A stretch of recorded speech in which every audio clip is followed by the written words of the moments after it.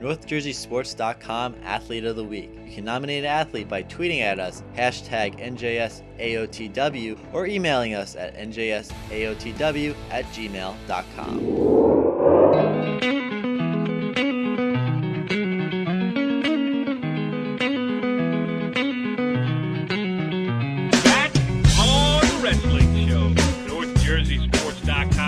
Original multimedia series talking all things wrestling across North Jersey. This is Season 7, Episode 2, and we have some live wrestling to talk about as the season got underway this past weekend. I am Corey Doviak, being joined by my usual panel of North Jersey wrestling insiders. And I say full panel this week because first guy, Pascack Valley head coach Tom Gallione. Tommy, you made it this week. It's nice to hear from you, pal. And I set my alarm, 9 o'clock, make sure I'm up and ready to go for you guys. It's good to be back. Yes. Real good to be back. We love the wrestling show. This is Season 7. We were all juiced about it going in. We were talking about doing shows in November, whatever. We pushed it. We did a lot of show prep, a lot of pregame preparation, and then we called you last week, and we got the straight to voicemail. What happened? Yeah, fell asleep putting my daughter to bed. It was a long day. Tom, how dare you be a good father on the night when the wrestling show is I know. taping. Please refrain from such activity. I'll stop that from now on.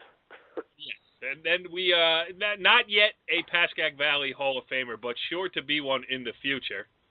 Kenny Sarajan. What's up, Kenny? First, just happy to be on. I was excited to see all the wrestling this week. I wish I could have seen a lot of the results. But that's not our friend's fault. Well, put the sausage and peppers down. Maybe you could see the results, huh?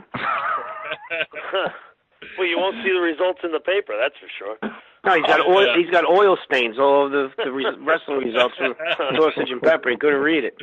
And that voice you hear is the Pope of Bergen County Wrestling. He is the Bergen Catholic assistant coach, Donnie Spataro. What's up, Dominic? Gentlemen, it's always a pleasure. Are we going to make this episode great, Donnie? Just by us talking, it's great. It's going to be the best show ever. And to make it the best show ever, we have to mention the final member of our panel this evening. He is standout Westwood assistant. Actually, what did I call you last year? What was the good nickname I had for you at? Do you remember? I really don't remember. The Pope, maybe I got it. Maybe if I listened to the Cardinal. show after it was over, I'd remember. But there you go, Cardinal. There you go. Bergen County Wrestling. He is Westwood assistant coach. Mike Att, what's up, Att? Hey, I'm happy we finally wrestled some matches. 3 weeks of practice and no matches. It's about time. So very excited. Very excited. All right, so we are going to talk all about the opening weekend of the wrestling season here on this edition of the Wrestling Show. We will have a guest, Fairlawn head coach Shane DeLuca, whose team got off to a good start, had 5 champions at the Cutter Classic, the tournament run right there at Fairlawn High School. So we'll get his thoughts on his team's opening weekend and the tournament as a whole from there. But let's start with some of our own guys. We were out and about across the Atlantic coastline. Tommy went up to Lakeland with the Pascack Valley team.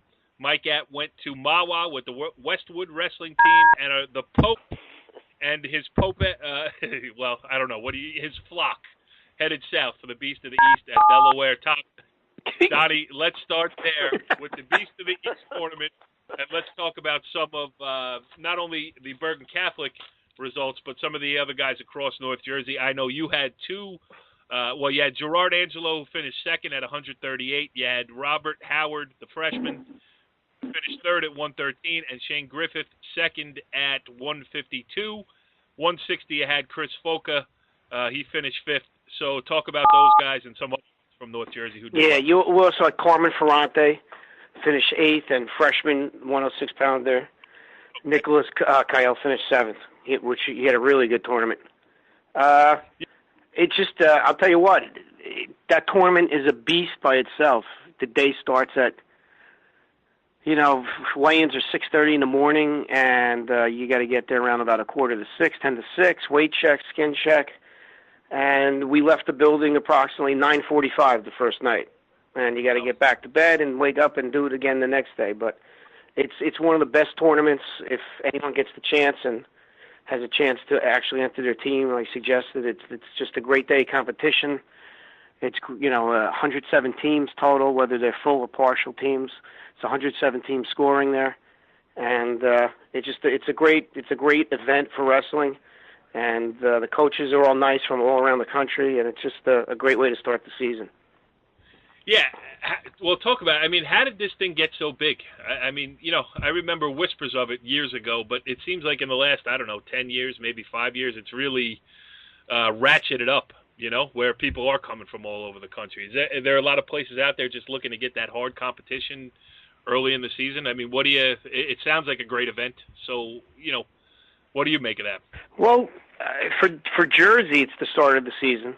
But for a lot of the other teams have been there, they've already been wrestling a couple weeks already. So we're just walking in. All the Jersey teams that are there are just walking into their first competition, while mostly the rest of the teams have been competing already for a couple weeks. So that makes it hard on your guys, yeah. Yeah, pretty much. I mean, everyone starts with a pound allowance, but New Jersey can't use the pound allowance because first time you make weight in New Jersey, the weight that you're going, you have to make scratch weight. So, right then and there, all the Jersey kids don't get that advantage, not advantage, but that pound allowance, which helps somewhat. But the next day you get the 2 pound allowance. But it's just a grind. It's a grind. It's like the first thing in the season. It's just like survival of the fittest, that tournament. See a lot of top kids in the nation just fall by, don't make the finals. And, a lot of upsets along the way. Donnie, quick questions. First, and I know, but for some people who might not know, do you just enter it, or what's the process in going to the Beast of the East tournament? For some of the people out there listening that might not be sure of the process, because you mentioned partial, full team, stuff like that. Can you just explain that? Well, yeah, sure. That's a good question, Tommy. If you finish, I think, in the top 10 every year, top 5, you automatically get invited back. You still have to fill out a contract. The contract's sent to you. If you want to get in, there's a process to get in, to write the tournament director and forms to be filled out. And some teams, they'll say, listen, you can bring 6 kids. Some teams, 4 kids. Other teams, you can bring a full team, and so on. It's up to the discretion of the tournament. I guess they haven't figured out on how many kids they want per weight class. I mean, roughly it's anywhere from like 65 to 70 kids per weight class. So I guess whatever they need filled out, they know who to let in, who not. But it's a process. So you do have to apply and wait for a decision from the tournament director and the committee that's there. So it's not like an open process where anyone can go, hey, next year we're going to go to the Beast. Yeah. It could take you a year or two or more to get in. You may get 3 kids this year, maybe 6 the next year. Down the line, all of a sudden you can get a team, but it takes a while. Yeah. Correct. And I mean, that's a tough decision for a New Jersey team. I mean, say you have, half the team are heavy hitters and the other half maybe are just, a little bit inexperienced. And you got to decide whether to take your 4 or 5 or 6 kids partial team and leave the rest home. So that's why I hope they pass the rule in Jersey where you can split tournaments someday. Exactly. That would be very big. Like an example, Blair was at the Beast this weekend, and they sent their B team down, which when you say B team is really like a good New Jersey regular team. And they sent that team.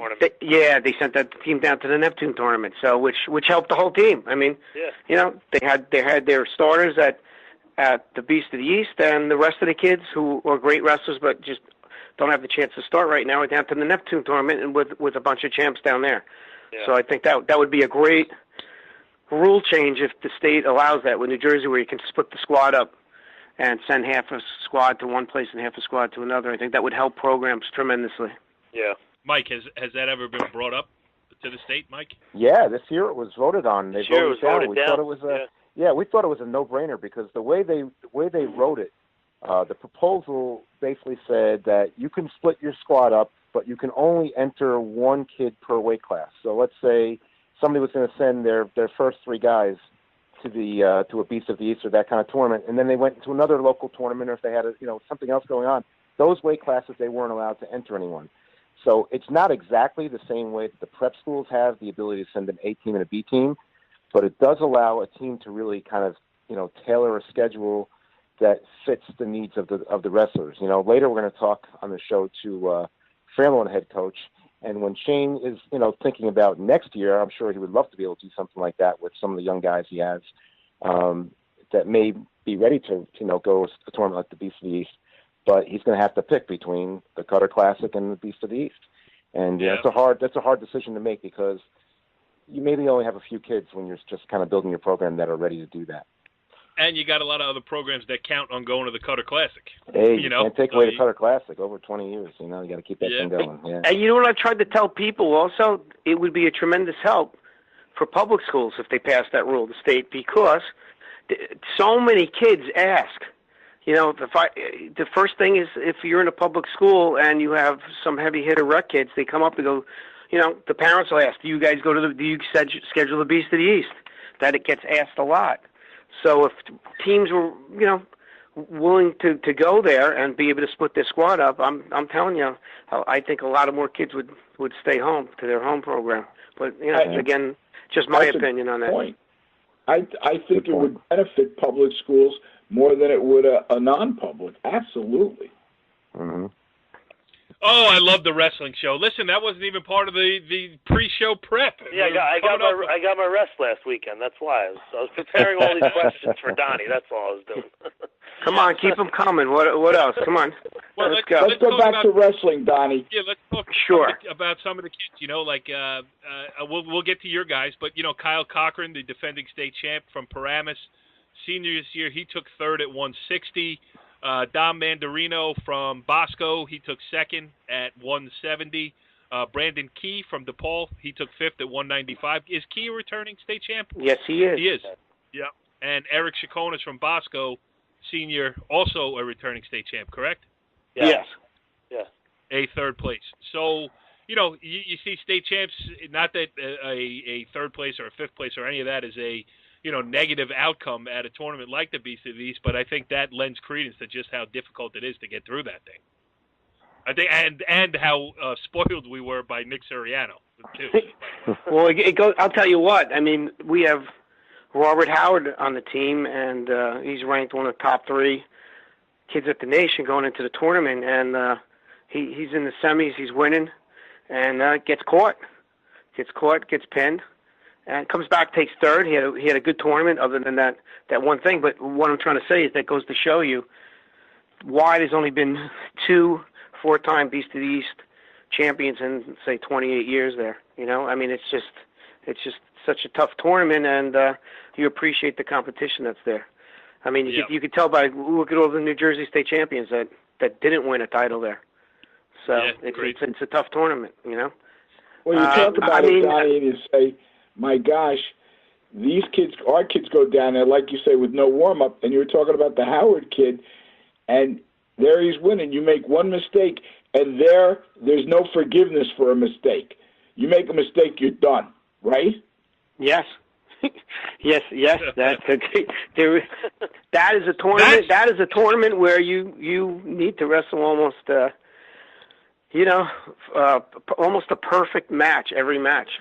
Really, I mean, every kid down, you can't believe. I mean, they're just different. You see kids from all over Pennsylvania, Delaware, Virginia, and it's a lot of different styles.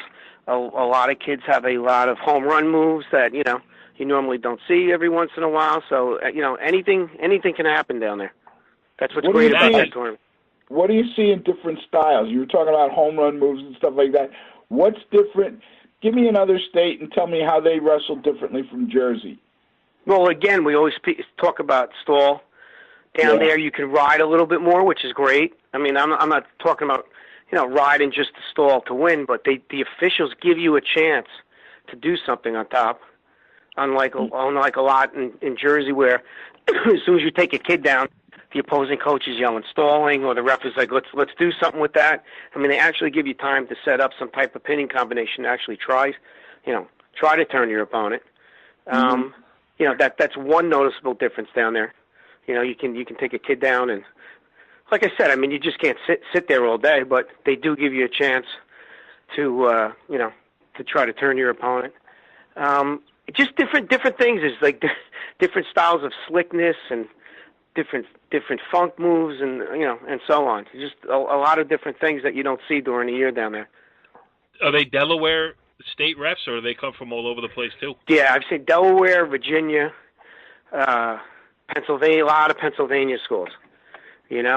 But Yep. it's a great mix of kids from all over, different styles, and if like I said, if anyone can go, I recommend it highly. Why don't you give us 2 seconds about the Folker Cochran match? Because that had to be something. That went into 2 OT. Yeah, it was a chess game going back and forth. I'll tell you that they have the chance to see each other a couple more times this year. We wrestled Paramus in a duel. We wrestled Paramus is in the region with the new realigned regions. Paramus stays in the region, so could see each other again in the States. So there's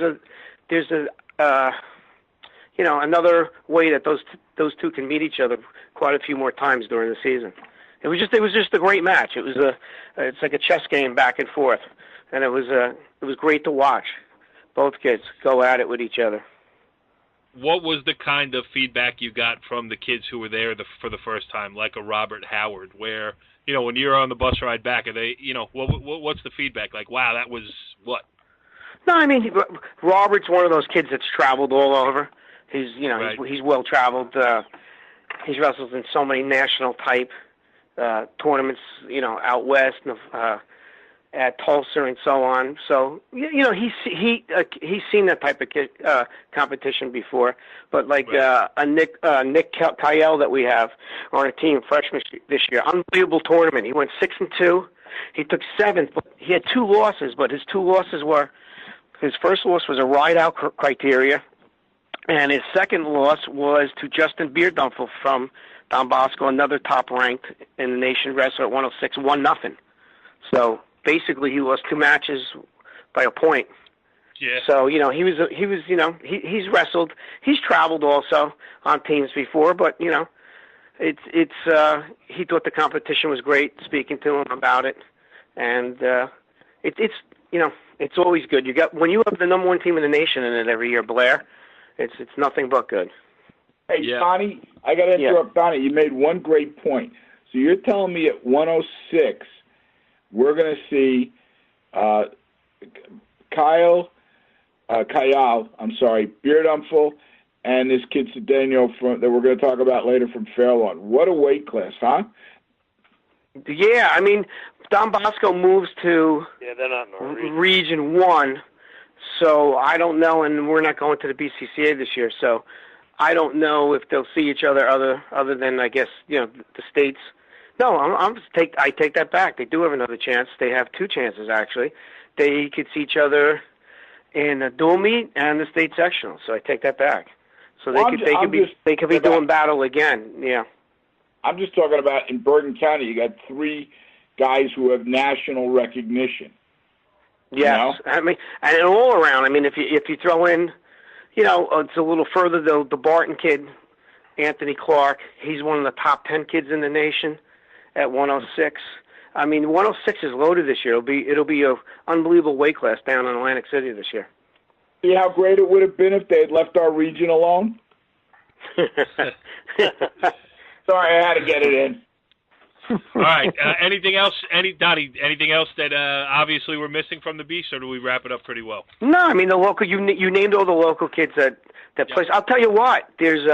I'll tell you who the sleeper is. The kid is incredible. He's deceiving. He's one of those type of kids that just keeps coming at you and doesn't stop. And if I was wrestling him, I would just be like, "Please stop already." He's relentless. I've seen it as Arcardi from Don Bosco, who placed. I mean, this kid wrestles year round, puts a lot of time into it, and he's a big kid. He wrestled 220, but deceiving being he is very quick for his size, and he's going to make some noise this year. All right, good stuff. That's the Beast of the East in Delaware, and it's just the start of the grind that Bergen Catholic calls its regular season schedule. You guys are going all over the place. So yep, next week, not this weekend, but the following weekend, we'll be out in Pittsburgh at the Powerade. Yeah, so we'll get a full report on that after we talk about the George Jockish Holiday Tournament results. let's move on to the Lakeland tournament where Tommy took his Pascack Valley team. Tommy, how'd your boys do? Overall, it was a good tournament for us. We came in second as a team. We had 4 champs: Robbie Natelli, Matty Byer, Casey Lewis, and Will Morris. And we had three guys come in third: Jake Pruscia, Nolan Shields, and why am I drawing a blank? Brad Zerlin. So it was overall a good start to the season. You know, it was not sure what was going to happen. You know, with the snow and everything. They moved the start time back on Friday. They moved it back to about noon, and then Saturday morning, Joe Servino called at about 8 and said they were going to move the start time back to 2. So a little bit of a hectic day, but I give Joe and the athletic staff over at Lakeland a lot of credit. They did a good job in getting the tournament started at what was the right time and keeping it running. They did 3 mats majority of the day. Up until the con-season finals. They only took about a 20-minute break in between, did the con-season on one mat, finals on the other, and I think, the tournament overall ran pretty smooth, but it was a good day for us to start the season. Good. So what other local teams were there? Anybody stand out to you? Yeah, Pompton Lakes won it. He's got a nice core coming back. He's got this kid Sal Puglisi, who's at 152. I think he was a region second last year. Tough kid. This kid Chris Greco at 145. Another I think region place winner last year. So they look tough. Ramapo had a few tough kids. This kid O'Connor at 145 looked good. He had a nice tournament. Wayne Hills actually couldn't come. Their school wouldn't allow them to participate, so they weren't there. I know they have a few tough kids: Anthony Rua, Delachai, who's a 195-pounder, Ramirez, who's an 82-pounder. So missing some competition there, but overall it was a really good tournament. Good stuff. All right, so that leaves Mike were you on the Westwood bus, Mike? Well, the Westwood bus was a very interesting story because our school did not allow us to go to the Nottingham tournament on Saturday, so we had to back out of that thing. And luckily, we got into the Mahwah tournament, and we have to really thank Joe Ickles and everyone over at Mahwah for last minute saying, "Yeah, you can come to us on Sunday." We weren't scheduled to be there, and it would have been just as easy for them to say, "Hey, you're in our league. Why try to make you guys better?" But they took the opposite approach and said, "Yeah, we work together. We're in the same league together, and we kind of take care of each other." It was really, really great. He let us and Dumont in literally last minute, which was great. The tournament was good. North Bergen was the team champ, but at the top there was like a 8 or 10 point difference between everybody bunched at the top. It was North Bergen, Suffern, West Essex, Westwood, and Jefferson, all really on top of each other. It came down to the very end. It made it interesting. The outstanding wrestler was Yusuf Salam from North Bergen, who wrestled 106 last year and was 126 this year. He looked great. He was a state qualifier. I think he was a round or 2 away from placing last year. I think top 16, if memory serves me correctly. But he did a great job against Suffern's best wrestler, which got him outstanding wrestler. But there was a lot of other guys that got votes that I thought were deserving of consideration.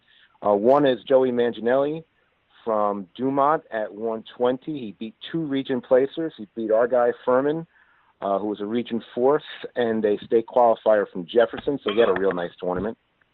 Surich from Mahwah was great at 182. I'm not sure that the weight class was super deep, but he looked really good. And Marquino from West Essex beat the Leon from Cliffside Park, was a region 4 champion last year. So I think he beat him like 12-6. It wasn't even that close. So he looked terrific. He had a really good tournament. So a lot of good wrestling. Vitri from Dumont probably had the most exciting final. Had a last-minute takedown to win it at 152. So there was some good wrestling, and a couple of guys that we didn't know about. The beginning of the year, you never know what you're going to get. The 106 from Dumont was impressive. Buck Heister, who was, Dumont has all these good lightweights, and he was kind of stuck behind some of them last year. He's a JV guy. He was a varsity guy here and there if they bumped their lineup. And so he really came in with low criteria, but won the tournament at 106. And, and there's another Talati who won the tournament at 113. They won it at 120. So Dumont came out of the gate with 3 champs. So, new head coach Mike Rooney has a lot to work with in the lightweights. Also really interesting is I know Donnie was talking about other schools and how much wrestling they've already done compared to New Jersey. Suffering from New York, they already had 6 dual matches and 2 tournaments. Yes. It's like, we're literally just, getting the rust off, and these guys are, they're like a month into the season, and you could tell they just look better. They look fresher. They're in better shape. They're crisp, and it makes a big difference. I'm sure you guys. When you're doing the seeding for the Beast of the East, they ask you what your current record is this year. It's pretty funny. Yeah, it's good. It's good stuff. Yeah. Yeah, we had kids with 12 wins already. We're talking about 12 wins from last year. They have 12 wins this year. It's crazy. All right, I will handle the information of the 42nd annual Frank M. Dawson Jr. Garfield Holiday Wrestling. They were kind enough to send in the results to NorthJerseySports.com, so I should mention that Passaic Tech was the team champion. Garfield, the host school, was number 2, and Rich Hill Park finished 3rd. And the most outstanding wrestler was from Garfield, Jordan Robinson. He's won that championship 4 straight times, so good for him. And thank you to the Garfield people for sending that in. We appreciate it on NorthJerseySports.com, and let's talk some more opening weekend wrestling as we welcome in our first guest of the evening, and I guess it's going to be our only guest of the evening, joining us on the Complete Performance Baseball Academy hotline is Fairlawn head coach Shane DeLuca. Shane, thanks for joining us here on the Wrestling Show. Thanks for having me, guys. Well, it is our pleasure because we have a lot to talk about with you, including 5 champions at your own home tournament. That had to be a good way for your squad to kick off the season. Yeah, absolutely. Definitely got off on the right foot, and, we're hoping for good things to come. Just give us a quick rundown of the 5 guys who won for you. Obviously, our freshman, Dylan Daniel, won it at 106. Another freshman, A.J. Puerto, won it at 132 pounds. We had Ben Cohen, we had Joe Covino, and we had Ryan Aru. Yeah, so a good turnout. All right, Kenny, go ahead. All right. Well, first of all, Shane, tell us about, the freshmen. And I'll preface it by saying last year I saw you wrestle at Pascack Valley, and I looked and I said, wow, he's got tough kids. And then I heard you had tougher ones coming up. And, you took the program over a couple of years ago, and people said, poor Shane, poor Shane. But you're coming back, taking names and kicking ass. So what do you want to tell us about the freshmen? And then tell us a little bit about how you rebuilt the program. Well, obviously it's a team effort, all the way down to the rec program. Back, I'd say 10 years ago, I started thinking about all the classes coming in and who would be together at this point. And I knew, Ben Cohen, his senior class, I think they had like 16 freshmen. And I believe, I don't know, maybe Donnie remembers, we took second behind Bergen Catholic in the freshman counties that year when they were all freshmen. Obviously, those numbers kind of dwindled. I think we're down to like maybe 6 of those original 16. But that was obviously our strong class. And then as we started dating those years back, we knew when these kids were coming in going to be freshmen, we could have a pretty dominant team if they all kind of just did the right thing from that point forward. And, here we are now.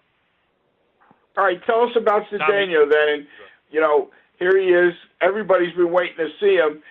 He comes on the stage and how he performed this weekend. Yeah, I think the article said he was on the mat. I didn't realize it until I read the article, but he wrestled a total of 76 seconds, so obviously he dominated, pretty nicely. He was actually out a few days during the week with bronchitis. He was on some medication and stuff, so I don't think he really got cleared until Friday by the doctor. So we weren't even sure if he was going to go. But obviously Saturday morning he was, once he weighed in, he was super focused. So Really, 76 seconds to win his weight class total? 3 matches. Is that right? 3 matches in total. Huh. Well, not a bad debut for the kid. Right. Tommy, what do you got for a fellow public school coach coaching a program on the rise similar to yourselves? No, just leading into your tournament. What were some other tough teams or some other standout kids that besides some of those tough Fairlawn freshmen that kind of stood out to you in your opening tournament? Obviously, Hackensack and Riverdale always put out some quality kids. Just tough kids. Maybe not as tough as they've been in the past, or as balanced as they've been, I should say. But when you're putting one of those kids on the mat, they're going to be, just hard-nosed type of kids and ready to compete for 6 minutes. So they had a pretty good tournament. Berger, I had heard from New Milford, played football this year, so I guess he's not quite in wrestling shape yet, but he dominated in the final. He had a real good match in the semis with Monteleone. It went down to the wire, but I'm assuming the next few weeks he'll get back into wrestling shape very quickly. Yeah, I mean that's half the battle when you get, especially at smaller schools where guys are spread a little bit thinner. You got a lot of multi-sport athletes, which I think is a good thing anyway, and that always used to be the thing. I used to hear it in the halls of Palisades Park High School in the late '80s. Got to get back in wrestling shape. So, it's an ongoing adjustment. Mike Gatt, what do you got? Shane, want to talk about a deep weight class? Was there a weight class that you look back and say, boy, this kid's in the constellations, he really should maybe be in the finals in an opening season tournament? What weight class was maybe the deepest at your tournament? I'd say the 138-pound weight class. That was with Berger, Monteleone, my guy Pizacane, who's back this season, and the Creskill kid. That was probably the deepest, I'd say. Mm-hmm. What do you? I'll jump in here. What do you think? This was obviously a great way for your team to start the season, but how about going forward with dual meets? You think? Is this a good dual meet team? Are you looking? What are your team goals for the season?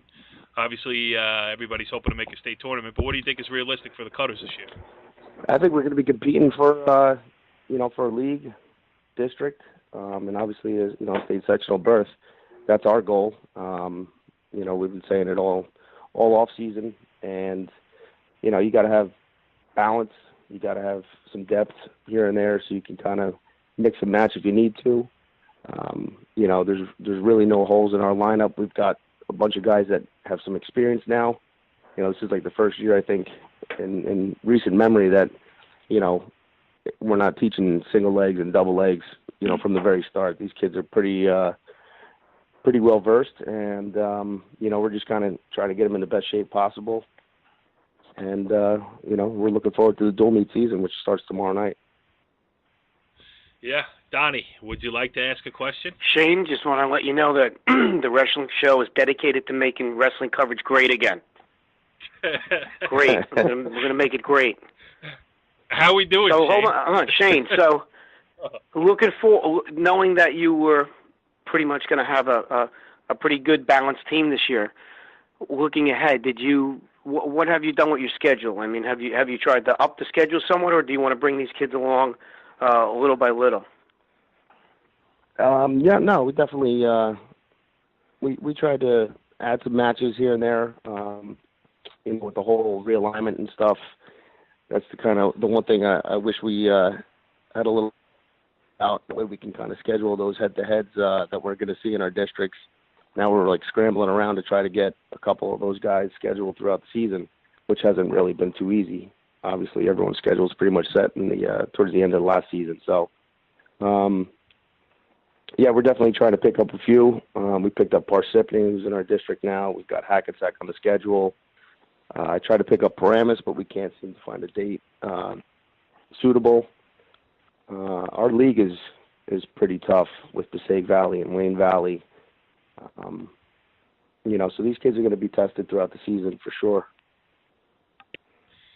Interested to get your take. We talked about it all last week on the show, but how about your take on the realignment of the regions? You like it?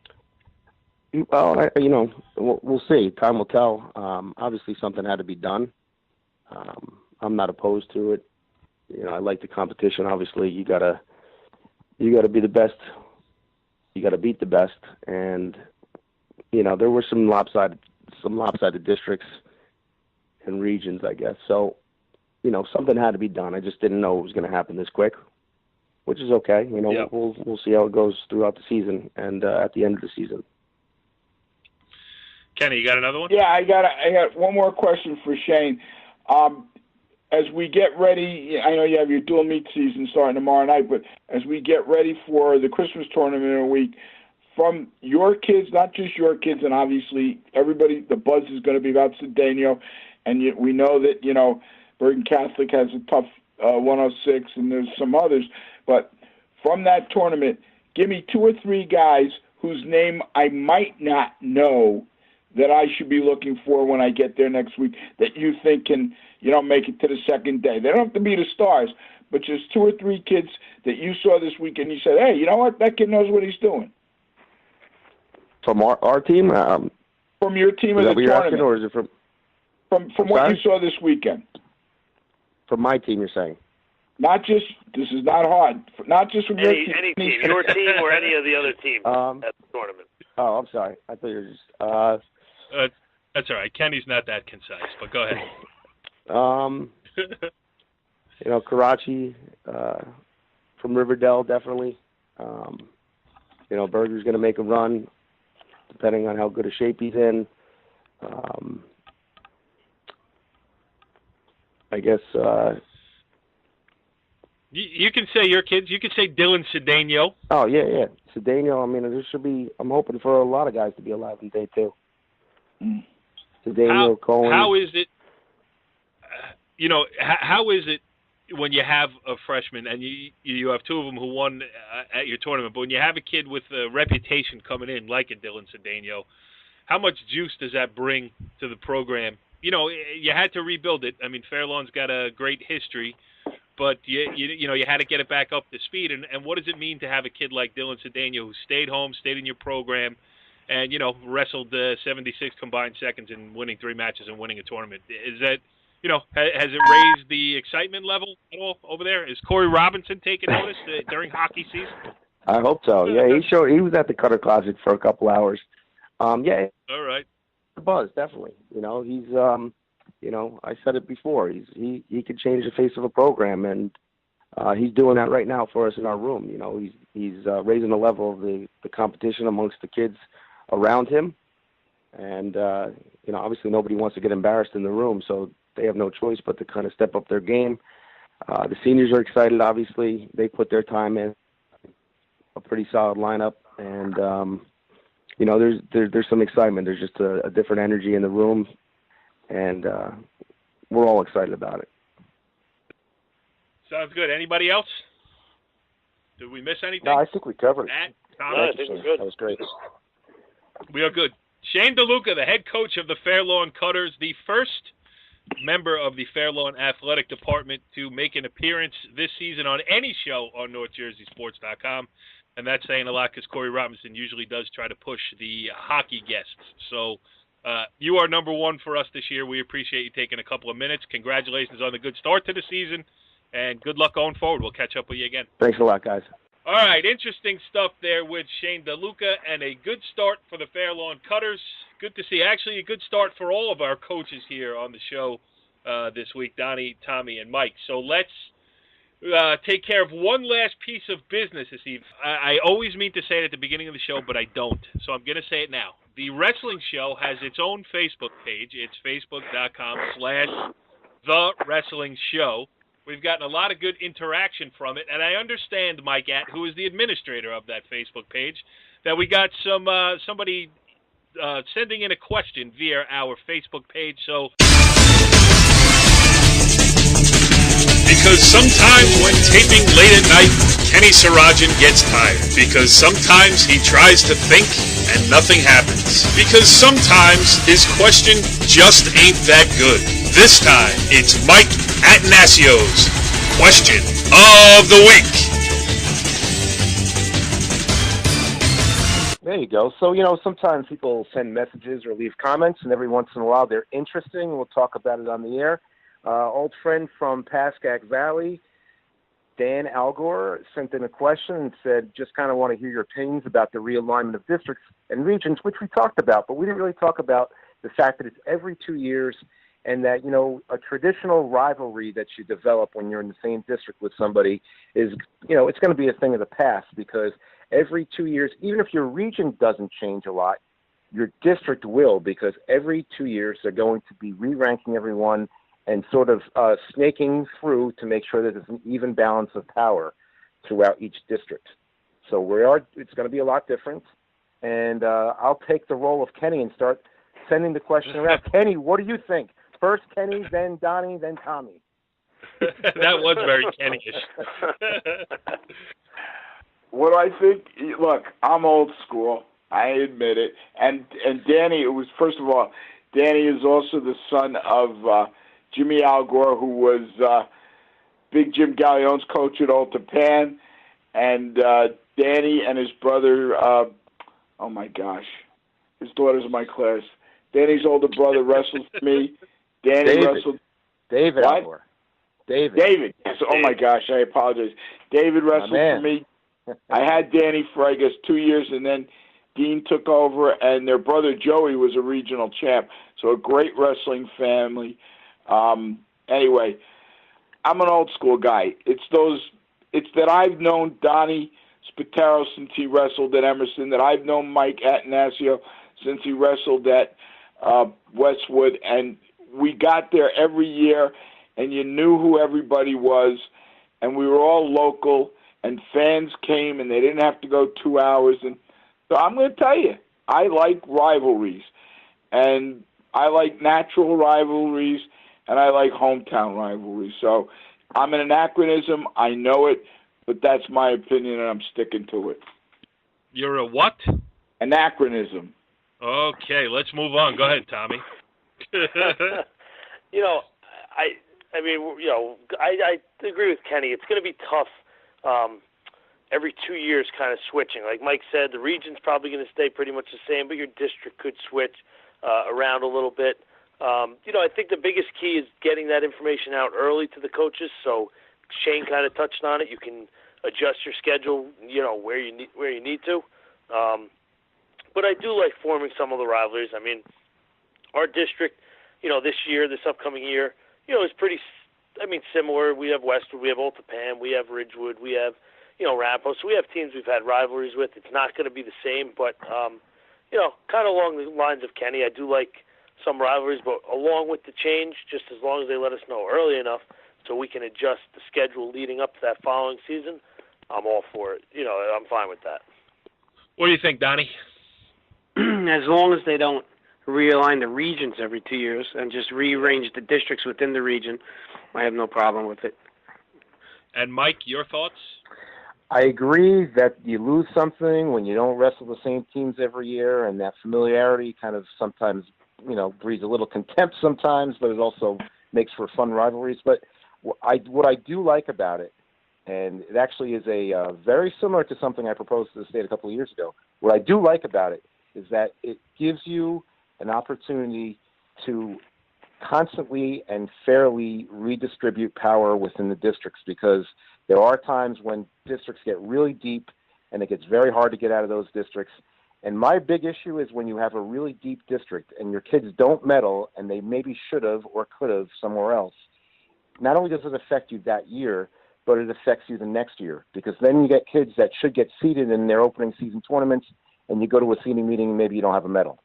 And I know the flip side of that is say, well, if he was good, he would have got a medal. But then you wind up and say, yeah, we beat like 8 kids that got district medals, but we were stuck in a district where the 4-5 match was 2 20-match winners. So I'm willing to forfeit some of those rivalries to get that sort of level playing field every 2 years. So I think I am on the side that kind of likes that new rule. And you know what? You guys are all correct, and I'm the wrong one, and I admit it. And you guys are right. I got to be honest with you. As long as they give you enough warning, and as long as they stay within the region, you guys are right. Man. Unbelievable. Kenny with an active contrition. He's an anachronistic, contrite human being. Kenny, you feeling okay? Yeah, what's going on here? All right, well, hey, listen, thank you for the Facebook question. Again, Facebook.com/The Wrestling Show. You can follow when the show schedule is on our Twitter. That's at NJScom. And you can find old episodes on YouTube.com/North Jersey Sports. So, listen, I'm just waiting for the moment where somebody sends in a Facebook question that is directed towards me. Let's see how long that takes to happen here. Because as is well known and has been said many times, I don't know anything about wrestling. I'm just a host. Next week we will unveil our brand new rankings. We're going to try to pick up some of the slack left over by the massive firings at the other local media. So we'll come up with our own list of rankings next week. We will release those as the season gets moving. And we got a lot more to talk about this season. We'll see you next week on The Wrestling Show. Follow the leader.